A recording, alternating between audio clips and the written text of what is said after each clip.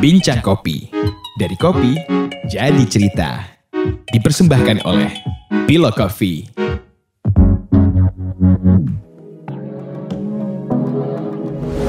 Selamat datang di Bincang Kopi bersama dengan saya, Dian. Telah hadir di studio kami seorang peneliti kopi yang telah melakukan penelitian kopi di Indonesia selama 20 tahun lebih. Beliau adalah geografer dari University of Sydney, Australia, yaitu Dr. Jeffrey Neilson. Halo Jeff, bagaimana kabarnya Jeff? Kabar baik.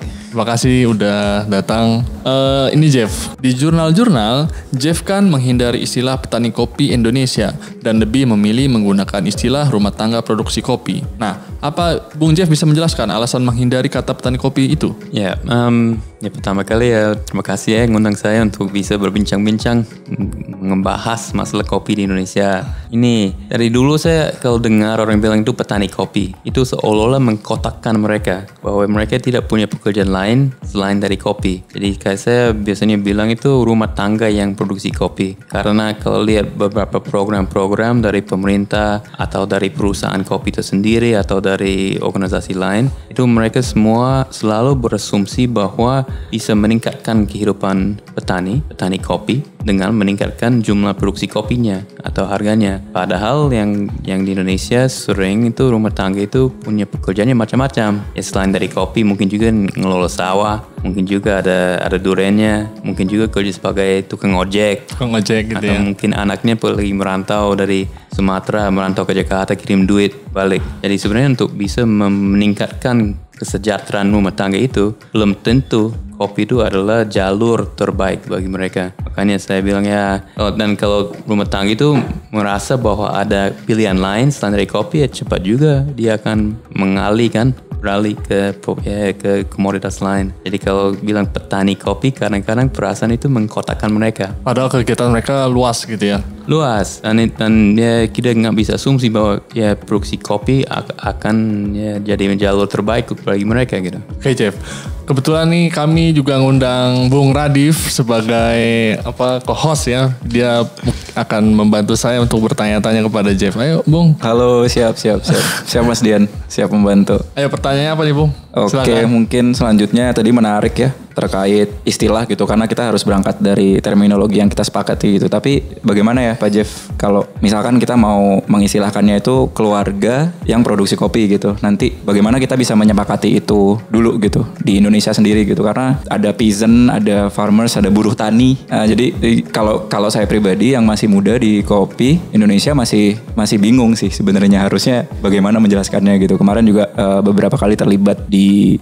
pergi ke kebun-kebun kopi juga, ya masih belum bisa menemukan juga sih nanti sepakatnya ini enaknya seperti apa gitu. Ya, sebenarnya nggak mungkin kita akan bilang rumah tangga yang produksi kopi kaku sekali kan.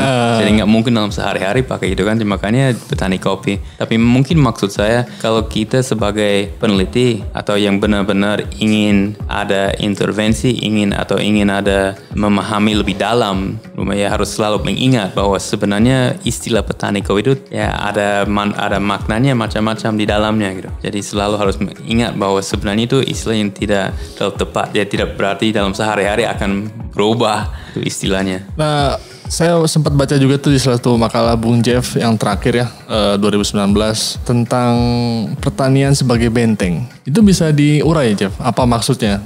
Itu kayak kalau nggak salah Jeff tuh mengajukan sebagai satu model ya untuk penelitian kopi Indonesia, harus lihat pertanian kopi ini sebagai benteng. Itu kami perlu juga tuh penjelasan lebih lanjut. Ya itu istilah sebenarnya yang saya dapat dari petani yang ada di Tanah Karo di Sumatera Utara. Terus saya lihat kayaknya petani pohon-pohon kopinya agak terbengkalai ya. Terus saya tanya, kok kenapa begini? Kenapa nggak memperbaiki kopinya? Ya dia bilangnya kopi sebagai benteng hidup saja gitu. Dia bilang. Dan sebenarnya saya pikir-pikir di banyak tempat di Indonesia kopi punya peran yang hampir sama. Jadi rumah tangga itu menganggap bahwa kebun kopinya penting supaya dia nggak lapar. Tapi dia jarang berharap bahwa dengan bisa memproduksi banyak kopinya, dia akan keluar dari kemiskinan atau akan menempuh hidup yang lebih baik. Seringnya dia ya mungkin kayak contohnya dia punya modal sekian juta nggak tahu dapat dari mana, punya modal. Ya ada mereka secara bersama-sama biasanya keluarga itu harus ambil keputusan. Modal ini kita mau ditanam di mana. Nah, salah satu pilihannya adalah bisa tanam modal itu dalam kebunnya, beli pupuk, mungkin tanam baru, mungkin ya beli obat-obat atau apalah ya. Atau dia bisa pakai uang itu untuk mendidik anaknya, mungkin kuliah, dengan harapannya dia merantau ke kota dan dengan itu bisa keluar dari kemiskinan atau kesusahannya. Jadi pokoknya kalau kita awal dengan asumsi bahwa petani mau jadi kaya lewat pertanian, itu salah, dan makanya banyak program itu sering gagal gara-gara itu menurut saya. Jadi saya ada satu prinsip yang sering saya lihat dipegang oleh petani masyarakat pedesaan Indonesia, bahwa itu ada komoditas seperti kopi yang cuma benteng aja. Jadi kalau yang lain-lain gagal, mungkin anaknya pulang dari kota, mungkin ngirim biaya perantauan. Maksudnya mungkin di PHK. Pulang ke kampung ibaratnya kan, ya dengan kayak ada kopinya, jadi masih bisa lah dapat kegiatan kerja, ada penghidupan gitu ya. Dan kebunnya itu lumayan mampu menyerap tenaga kerja sendiri. Jadi kalau kebun kopi ya sama seperti karet ya, kita bisa aja dibiarin aja tahun ya, dengan misalkan alokasi tenaga sedikit bisa hidup berproduksi kembali gitu. Jadi kayaknya sering itu ya sebagai benteng hidup saja, bukan sebagai jalur keluar dari kesusahan gitu. Apa Div? Mau nanya apa Div? Banyak sih sebenarnya. Cuma mau yang mana dulu nih? Langsung aja. Berarti ada kaitannya dengan konteks welfare mungkin, Jeff. Itu akan berkaitan di mana, kan tadi kayak poinnya asumsinya adalah memproduksi lebih banyak kopi, berarti akan keluar dari jeratan itu tadi yang dibahas. Lalu bagaimana sih sebenarnya skema kesejahteraan ini akan terjadi gitu. Misalkan kita mau ngangkatnya kesejahteraan gitu, atau mungkin livelihood yang tadi, dan belum sepakat juga ya kalau di Indonesia tadi apa gitu. Jadi seperti apa tuh? Ya, kalau kesejahteraan ya, bagi saya tuh kayak kalau kita misalkan memandang sekian ratus hektar tanah di satu lokasi di mana lah, di desa di mana ya. Kalau misalkan lihat dengan mata ekonomi yang biasa dipakai lah, digunakan ya, kita akan lihat yang mana yang paling menguntungkan. 100 hektar itu bisa dimanfaatkan untuk jadi kebun sawit, jadi kebun kopi yang produktif sekali supaya bisa menghasilkan sekian banyak ton, dan mungkin akan melihat wah mungkin ini sebaiknya dikelola oleh perkebunan perusahaan besar misalkan kan, supaya dianggap tanah itu produktif. Nah, saya lihat bahwa tanah itu bukan cuma sebagai sumber ekonomi secara makro, tapi itu jadi sumber penghidupan masyarakat juga. Jadi walaupun dia nggak bisa walaupun pada saat ini belum produktif sekali. Karena kayak saya baru pulang dari Vietnam ya, di sana produksinya ya 3-4 ton per hektar. Di Indonesia jarang sekali kan, mungkin ada yang 500 kilo itu juga bagus ya. Tapi itu tidak berarti kopi itu tidak penting kan, mungkin dia akan lari ke kebun kopinya pada saat benar-benar susah keluarganya. Jadi dari sisi kesejahteraan, mungkin peran kebun kopi sebagai benteng penting untuk dipertahankan. Jadi jangan sampai ada yang ada pemerintah atau siapalah yang ambil keputusan, wah ini tanah ini kurang produktif sekali, cuma 500 kilo, padahal orang Vietnam bisa sekian ton. Mendingan diambil alih. Itu yang saya paling tidak sepakat. Saya keberatan sekali itu. Karena ini penting, walaupun pada saat ini mungkin produktivitasnya rendah, tapi sebagai bentengnya itu penting sekali. Jadi jangan sampai diambil alih oleh orang lain dengan dalih itu bisa lebih produktif. Lalu dengan begitu berarti bagaimana posisi keluarga pemproduksi kopi ini di skema global value chain itu sendiri, Jeff? Posisinya, perannya? Ya, mungkin dibandingkan juga dengan Vietnam ya. Ya. Kayaknya ya yang sekarang semua perusahaan kopinya ramai-ramai di Vietnam ya untuk bisa mengakses ke kopinya. Dan kalau mereka lihat petani kopi Vietnam bisa sekian ton per hektar, senang sekali. Supply-nya bagus, dan sebenarnya dari segi value chain-nya, dari perusahaan-perusahaan besar, kayaknya mereka juga mau supply yang kencang kan, yang ada terus kan.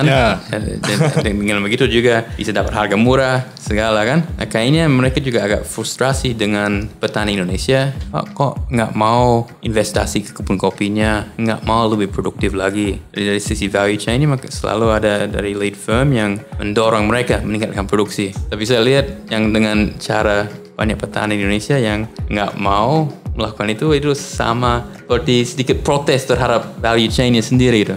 Protes terhadap pelaku-pelaku bisnis di value chain-nya. Karena mereka bilang ini cukup lah bagi saya, dan ya nggak mau kerja keras sekali cuma untuk menguntungkan perusahaan-perusahaan besar atau perusahaan kecil apapun.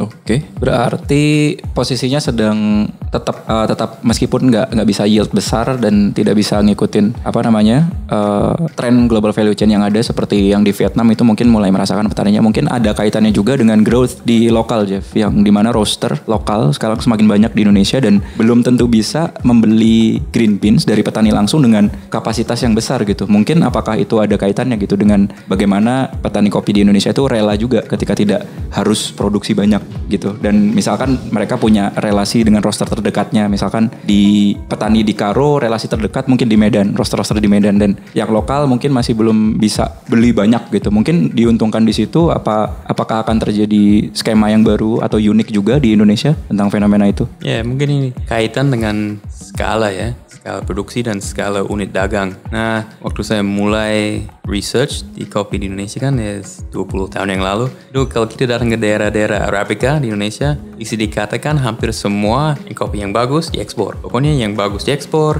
yang sisa-sisanya hasil sortiran masuk ke pasar domestik.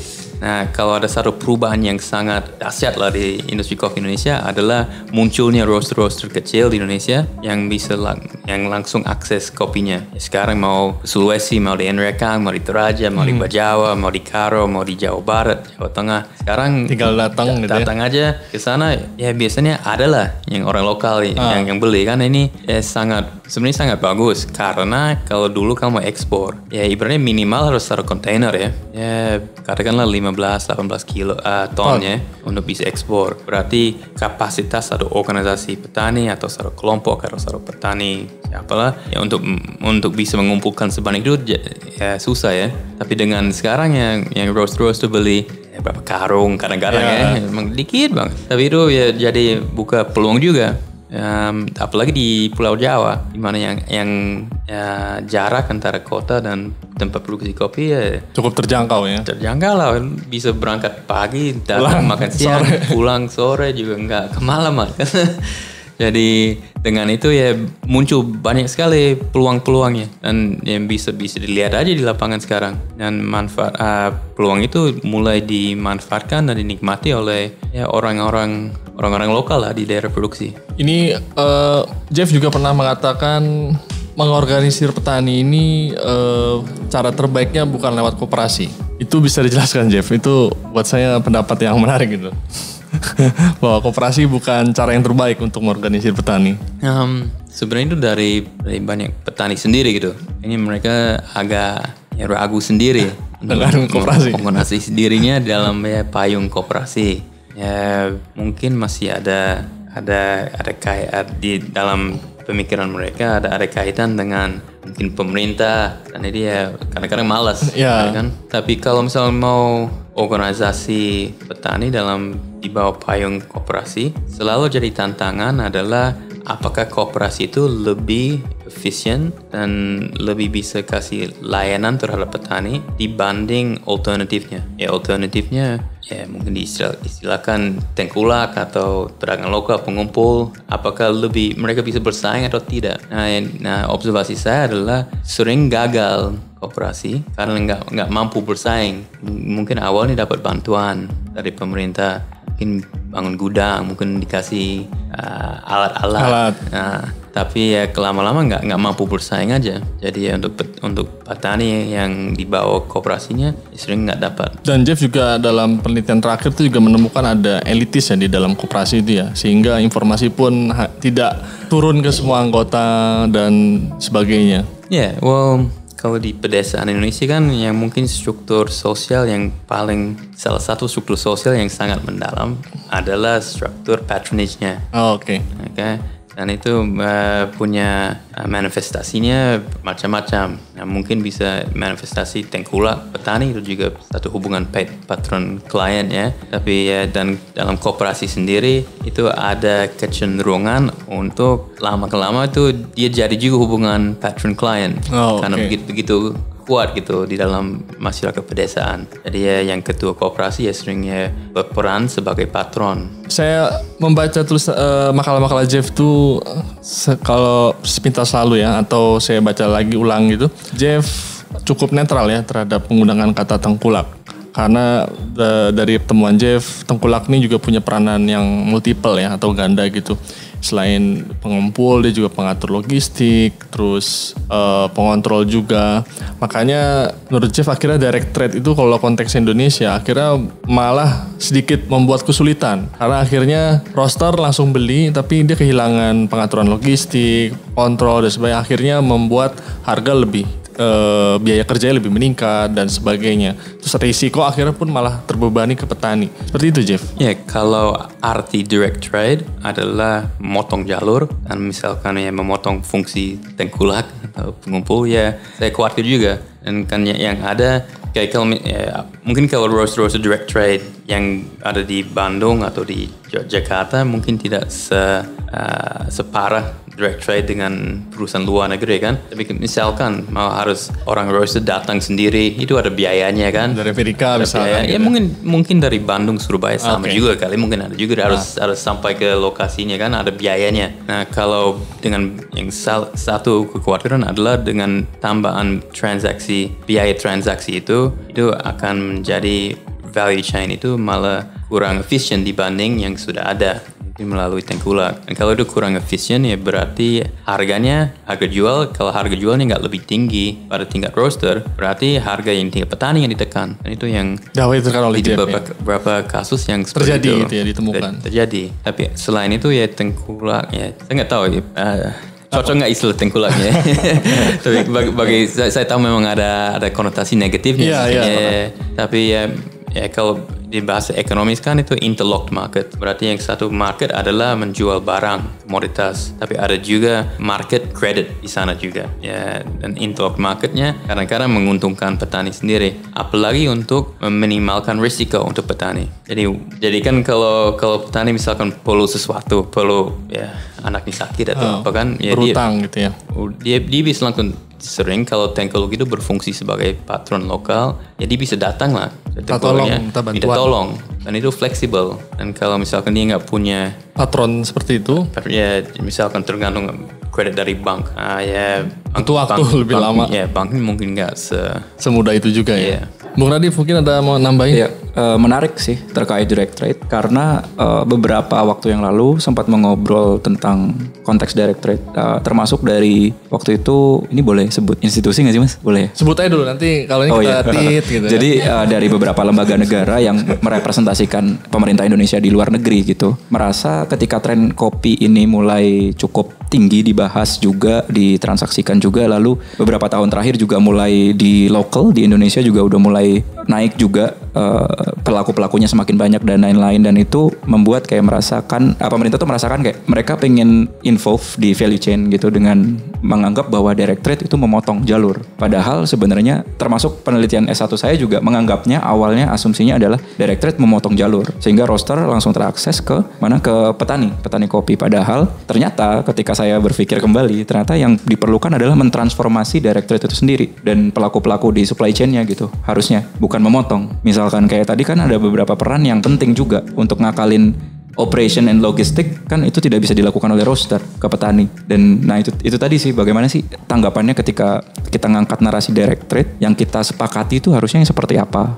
Apakah dengan yang secara harfiah memotong jalur tengkulak, atau kita mentransformasi skema dagangnya, atau seperti apa? Lalu masuk juga ke narasi relationship coffee. Apakah itu nanti yang menjadikan konteks ini menjadi relationship coffee itu apakah harus ada keterlibatan kegiatan sosial yang seperti apa? Baru relationship coffee seperti intelijensia itu mungkin ketika ada kegiatan sosial dengan roaster dan petani itu bisa masuk ke relationship. Jadi hubungannya tidak hanya hubungan transaksional. Nah itu seperti apa Jeff? Kira-kira responnya? Panjang ya Jeff pertanyaannya.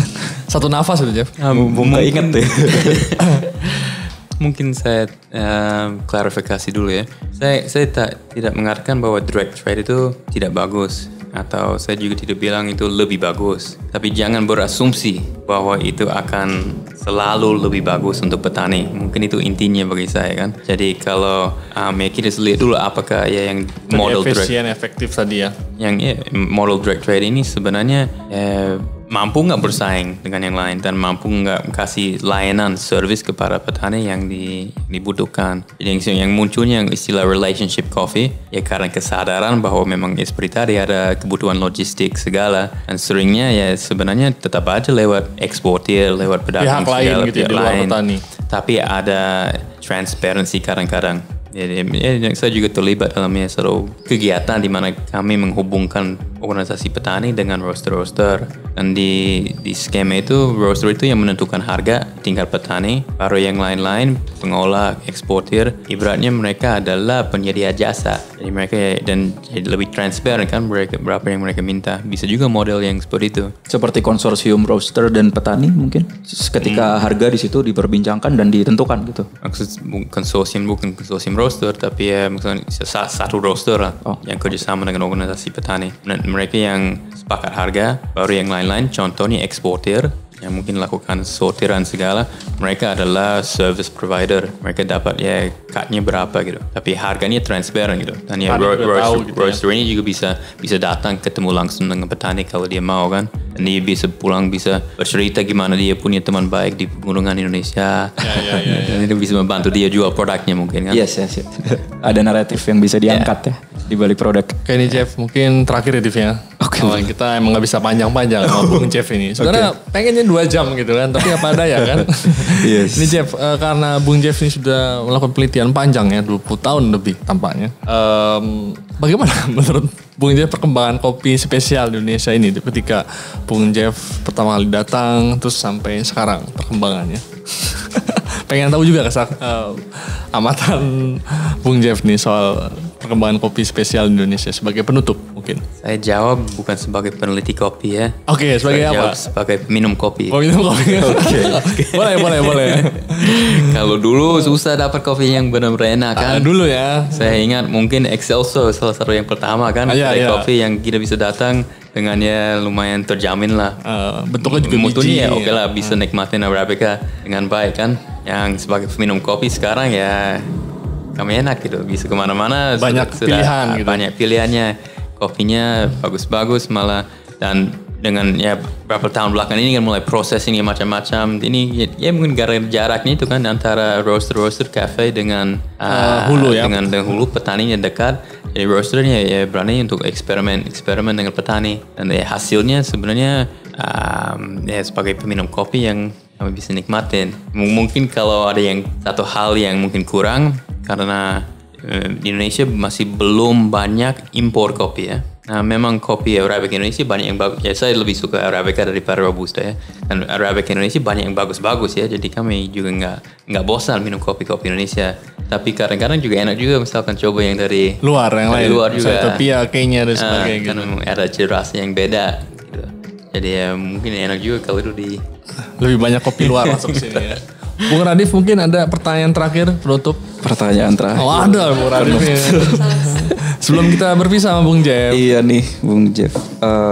Lebih ke mungkin ini lebih ke personal ya. Silakan. Manfaatkan. Lebih ke personal. Jadi jujur senang banget sebenarnya kan akhirnya ketemu Bung Jeff gitu karena paper-papernya sangat membantu kelulusan saya mas.